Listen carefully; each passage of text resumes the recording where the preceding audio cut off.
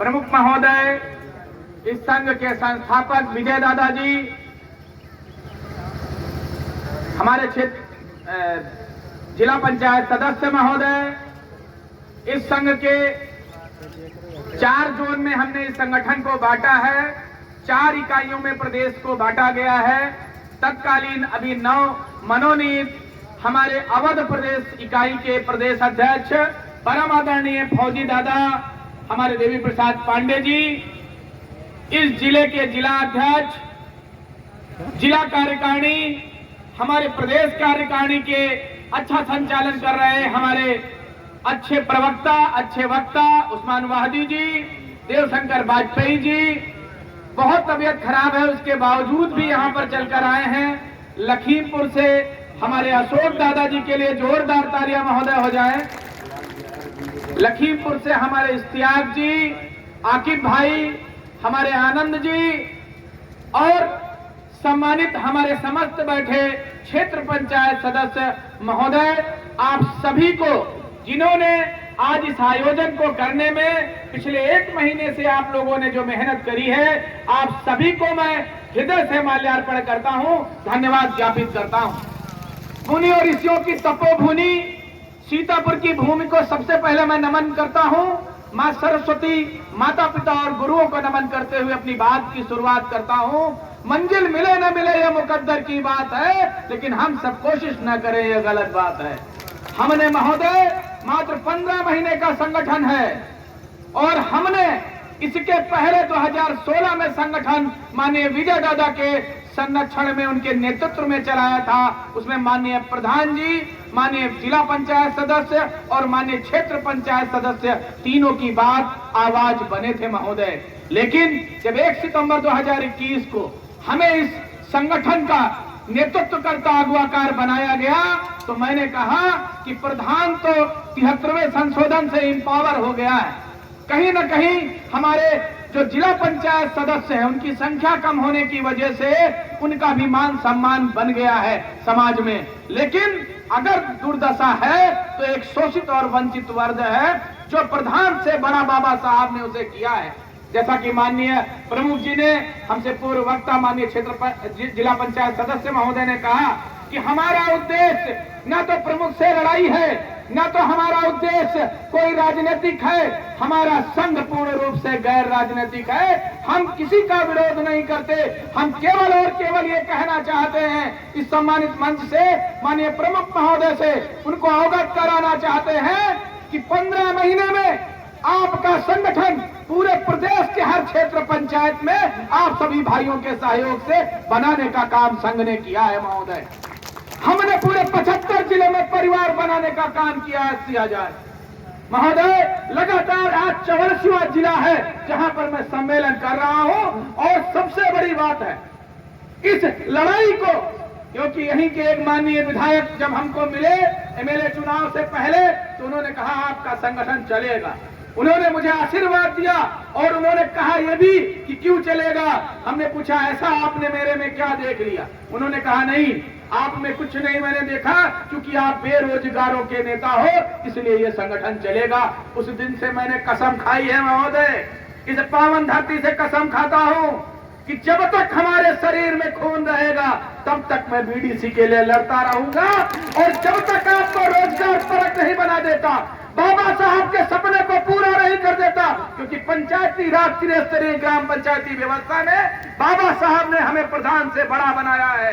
आप यकीन मानिए, अगर आप लोगों ने साथ दे दिया 15 महीने में आपके संगठन ने 3 बार विधानसभा का घेराव किया है। हम विधि संगत व्यवहार के साथ, विधि संगत तरीके से, लोकतंत्र में जो मुझे अधिकार है, आंदोलन का अधिकार है, हमें हर स्तर पर बात कहने की अधिकार है, मैं सारे रास्ते अपना रहा हूं महोदय आपके लिए। मात्र 15 महीने में कोई बीडीओ, कोई सीडीओ, कोई डीएम, कोई विधायक, कोई सांसद नहीं बचा है जो आपकी पीड़ा से अवगत नहीं है या आपके संघ से परिचित नहीं है महोदय। अपने निजी संसाधनों से इस प्रकार के सम्मेलन हो रहे हैं क्योंकि हम बेरोजगार हैं।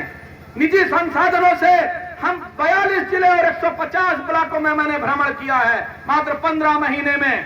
महोदय, क्योंकि हम बेरोजगार हैं। लेकिन आप यकीन मानिए कि आप मात्र 15 महीने में माननीय उप मुख्यमंत्री ब्रजेश पाठक जी की उपस्थिति में माननीय एमएलसी 8 एमएलसी महोदय, जिसमें माननीय सीतापुर एमएलसी जो हमारे संरक्षक अभिभावक स्वरूप हैं माननीय पवन सिंह चौहान जी, 8 एमएलसी महोदय और एक कद्दावर नेता परम आदरणीय हमारे सांसद जगदम्बिका पाल जी की उपस्थिति में 29 मई 2022 में एक शानदार सम्मेलन करने का काम संघ ने महोदय किया था। आप यकीन मानिए, हमने एक विश्वास पैदा किया है, हमने तकरार पैदा नहीं करी है। केवल और केवल हमारा निवेदन है कि 73वां संशोधन पूर्ण रूप से महोदय लागू होना चाहिए। हमारी प्रमुख से लड़ाई नहीं है। आप यकीन मानिए, हमारी बात का विश्वास मानिए। ये मत सोचिएगा मेरी प्रमुख जी से बात हो गई है, क्योंकि अच्छी चीजें कम, बुरी चीजें जल्दी आप तक पहुंचाने का कार्य लोग करते हैं महोदय। माननीय प्रमुख जी की भी मजबूरी है। अमृत सरोवर का निर्माण माननीय जी को अपनी निधि से करना पड़ रहा है। 1 करोड़ निधि अगर हमारे प्रमुख की है तो केवल 3 करोड़ नहीं हो सकती है।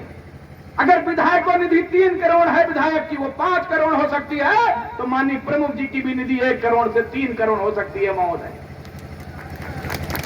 तो हम प्रमुख जी के भी शुभचिंतक हैं। हमने भी शासन स्तर पर कहा है कि माननीय प्रमुख जी बाद में हैं, हमारे बीडीसी भाई पहले हैं, उन्हें भी गनर दिया जाना चाहिए, उन्हें उनकी निधि बढ़ाई जानी चाहिए, उन्हें भी अधिकार दिए जाने चाहिए, जिससे कि वो वहां के उपस्थित ब्लॉक में उपस्थित कर्मचारियों से कम आदेशित कर सके और हमारे क्षेत्र की जनता और बीडीसी भाइयों को आपको संतुष्ट कर सके महोदय। जहां एक और माननीय प्रमुख महोदय, माननीय जिला पंचायत महोदय आपको अवगत कराना चाहते हैं कि ये तो आप मीटिंग देख रहे हैं, ये मीटिंग हम आपके अधिकारों के लिए, क्योंकि एक संघ हमारी एक सोच है, संघ एक परिवार है महोदय।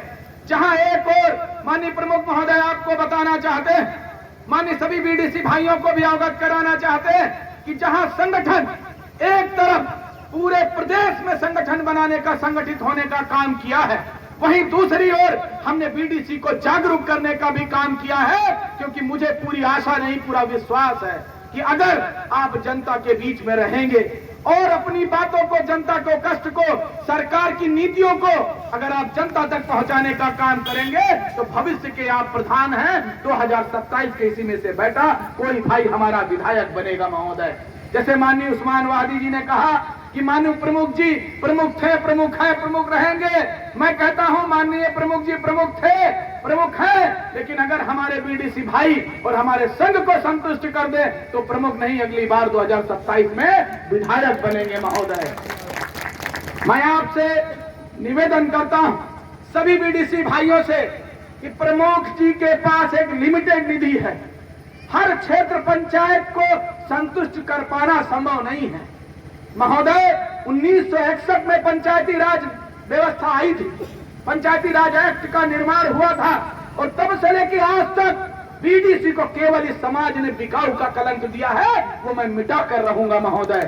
क्यों? क्योंकि इस सम्मानित मंच से मैं पूछना चाहता हूं, कौन सा व्यक्ति है जो बिना किसी स्वार्थ के किसी को वोट देता है महोदय? अगर विधानसभा का कोई सदस्य है तो वो भी मुख्यमंत्री। आपने अभी हाल ही में महाराष्ट्र का हाल देखा होगा महोदय। तो ऐसा कौन सा पद है, ऐसा कौन सी वोट है जो बिना किसी हित और लाभ के साधी जाती है? केवल प्रदेश में एक ही पद मिला था बिकाऊ कहने के लिए। मैं पूछता हूं, अगर एमएलसी के चुनाव में हमारे माननीय बीडीसी भाई जो प्राप्त करते हैं, क्या उसके बगल का प्रधान नहीं प्राप्त करता है? उसे निधि क्यों दी जाती है? उसे भी कहा जाए तू बिकाऊ है महोदय। ये दर्द है मेरे अंदर कि हमारे नौजवान साथी, अभी हमारे उस्मान भाई ने कहा है और कल की डेट में मैं बहुत आहत हुआ माननीय प्रमुख जी, एक बीडीसी ने लिखा और उसमें मेरी फोटो छोटी सी उसने लगा दी। अब उसका एक अपनापन समझिए, सम्मान समझिए, उसने लिखा हमारी फोटो बगल में लगा के छोटी सी लिखा बीडीसी चाट वाला। मैं सम्मानित मंच से पूरे प्रदेश के माननीयों से पूछना चाहता हूं, क्या कोई प्रधान चाट का ठेला लगाता है क्या? जबकि उससे बड़ा है हमारा बीडीसी भाई महोदय। मुझे बहुत दर्द है इस बात का है कि जो हमारे 21 साल से 25 साल के नौजवान साथी हैं, उनकी राजनीतिक हत्या की जा रही है महोदय। ये जनता 5 साल अगर आप एक नाली खड़ंजा और एक बल्ब हैंडपाइप नहीं लगा पाए महोदय, तो आप यकीन मानिए आपकी राजनीतिक हत्या हो जाएगी।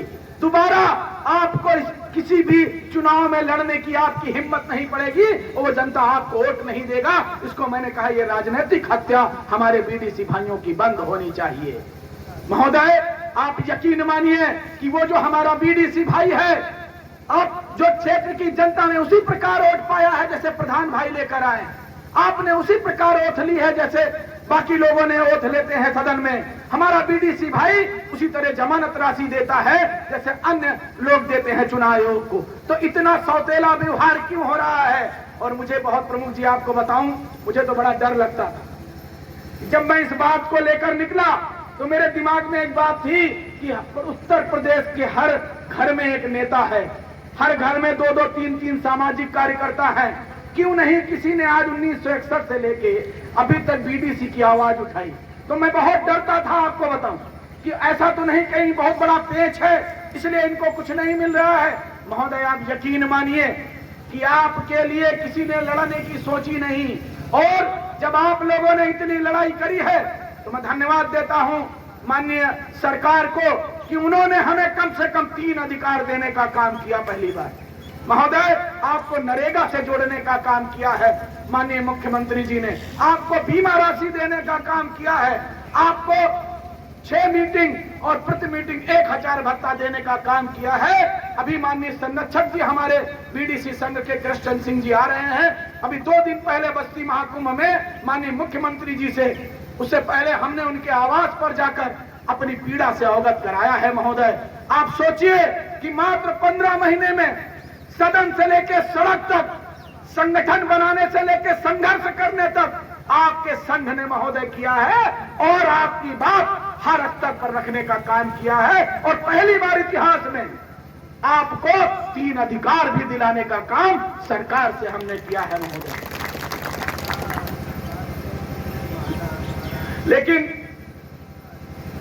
लेकिन इस बात का मुझे दुख है। मैं निवेदन करता हूं इस मंच पर बैठे माननीय प्रमुख महोदय, माननीय जिला पंचायत सदस्य महोदय, आप हमारे बड़े भाई हैं कि आज तक लगभग हमारी जानकारी में 120 से 130 बीडीसी भाइयों का निधन हो गया है, लेकिन एक भी बीडीसी भाई को अभी बीमा राशि नहीं दिया है।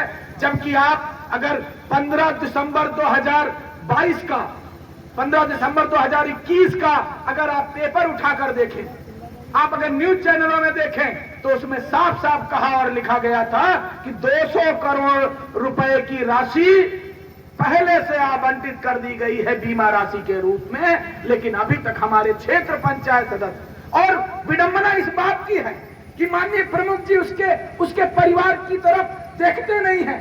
माननीय प्रमुख जी उस परिवार को बीमा दिलाने की कोशिश नहीं करते हैं। मैं हाथ जोड़कर निवेदन करता हूं माननीय प्रमुख जी कि अगर हमारा बीडीसी भाई नहीं है तो उसे बीमा राशि दिलाने का काम माननीय प्रमुख जी, संघ के हमारे पदाधिकारी, आसपास के बीडीसी उस परिवार को जरूर करें। क्योंकि मेरा मानना है कि ये कोई मामूली लड़ाई आपने नहीं जीती है। 3 लाख रुपए का मतलब होता है कि एक जो हमारा बेरोजगार बीडीसी है उसके परिवार को कम से कम 2 साल का राशन खाने का अवसर मिलेगा, 2 साल उसके बच्चे जीवित रह पाएंगे महोदय। और माननीय प्रमुख महोदय से मैं कहना चाहता हूं कि अगर हमारी 6 बैठक होती है तो सरकार मुझे 6000 देता है। अगर हमारा कोई बीडीसी भाई दुर्भाग्य से उसका निधन हो जाता है तो परिवार को 3 लाख रुपए मिलते हैं। और नरेगा का काम, इन दोनों कामों में कहीं भी माननीय प्रमुख जी की निधि से पैसा नहीं जा रहा है, ये सरकार से ही आपको मिलने वाला है महोदय। तो आप लोगों की ढीला ढवाली क्यों है? मैं चाहता हूं आप लोगों को भी अपने क्षेत्र पंचायत सदस्यों के लिए हमारी तरह लड़ना चाहिए महोदय, माननीय प्रमुख महोदय। और रही बात नरेगा की, माननीय प्रमुख जी ने बताया कि माननीय वहां विधायक जी ने कहा कि 5 जिलों में नरेगा चालू हो गया है महोदय। अब जैसा कि माननीय प्रमुख जी ने बताया मैं उसी को मान लूं, लेकिन मैं आप सभी को अवगत कराना चाहता हूं कि संघ के संघर्ष से, आप सबके सहयोग से, ईश्वर के आशीर्वाद से 29 जिलों में नरेगा काम शुरू हो गया है और क्षेत्र पंचायत की कार्य योजना लागू होने लगी है महोदय। ये जीत है आपका। जहां आपको गूगल बाबा नहीं सर्च कर पाते थे, 1 सितंबर 2021 को पहला हमने आंदोलन किया था, जिसमें लगभग 10,000 बीडीसी भाइयों ने आशीर्वाद दिया था। महोदय, चक्रव्यूह रचो तुम चाहे जितने, रण से मुंह ना मोड़ूंगा और कलयुग का अभिमन्यु हूं, सारे चक्रव्यूह तोड़ूंगा। महोदय, आपको अवगत करा दे कि हम लोगों ने जो जीत दर्ज